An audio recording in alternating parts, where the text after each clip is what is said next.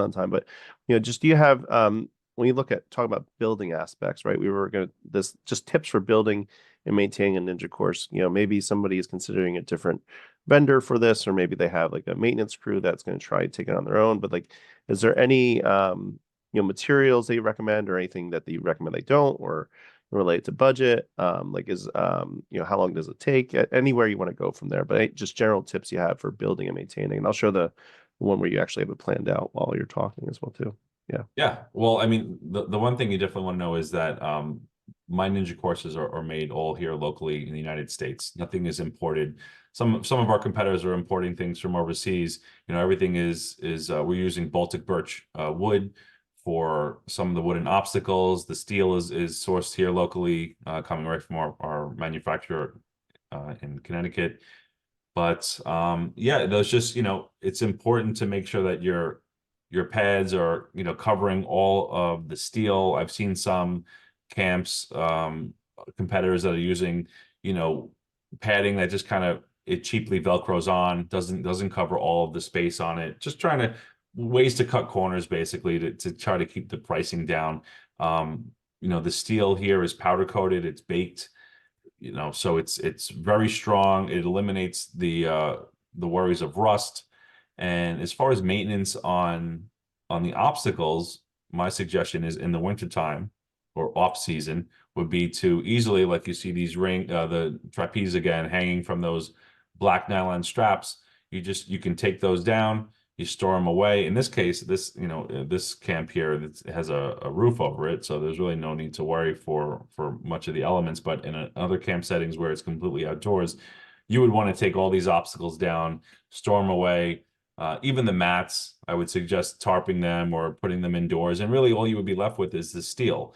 Those red, it's called truss, the red part that goes across. Yep, that's the trussing. And then you've got those black cross pipes. That's what the obstacles hang from. But all of that steel is powder coated and can stay outside and will last forever.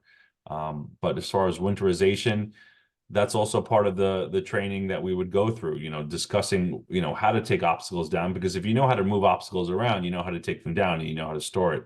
We also do offer a service where we can come up to camps at the end of the season and the beginning of the season and either winterize or set things up for camps if they need that. So that's an option. That's great. That's Yeah. fantastic. Budget wise, like, is there any when you're building a course, what's a budget range? Obviously from the Yeah. low end, the camp that might be seeking grant funding, for instance, needs to have a really good understanding and scope of budget to someone wants to build something great, but needs to put some money away to build it. What, if you give us a range and what you think. 100%. So, obviously, there's a lot that factors into it. Are we installing it? Where is it getting shipped to? But just for the equipment alone, I mean, basically, like looking at this picture here, these are three sections. Each section is 10 feet long. So you start with one section, and then depending on budget, we can add another and another. Each section, obviously, requires you to add mats and add obstacles. But the nice thing is you can start with just one section, and then you can add on over time as well. You don't have to go big to start if that doesn't work with your budget. If you're like, well, we want to get into the ninja programming, we want to offer something different, but we don't have the budget to do what this camp did. Well, that's okay. We could start with something small, something like that first section.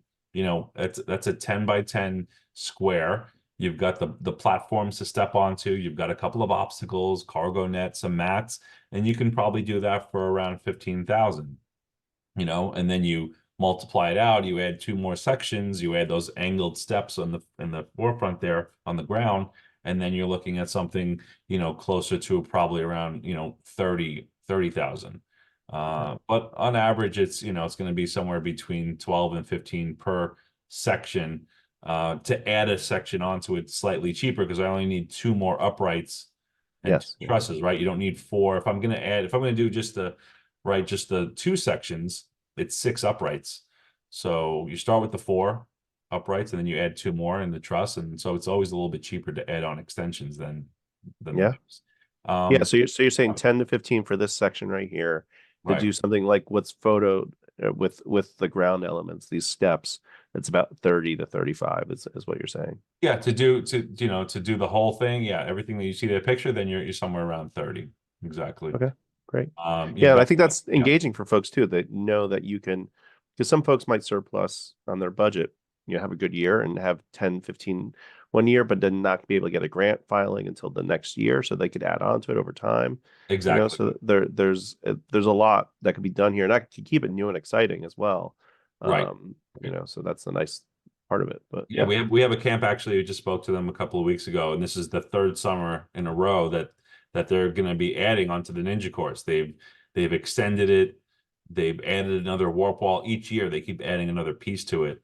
So, because a lot of times, camps will call and they'll say, "Hey, I want to get some pricing on this," and how does it work? And it's not, I don't have cookie cutter design set up. Like you have to choose this design. You have to choose this design. Basically, it's how much space do you have to work with?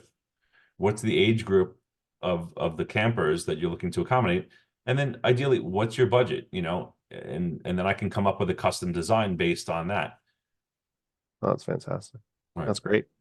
Um, yeah, and I think that makes it such an engaging program idea as well too, is because sometimes when you build some of these things, it's a one and done aspect with the build, but the fact that you can continue to expand, so you can even test drive it for summer, right? See how successful it is with what age group summer one, and then summer two add to the course in a way that the age group really does, or brings another age group in, right? So there's Exactly. just so many ways they can play with it. So that's awesome.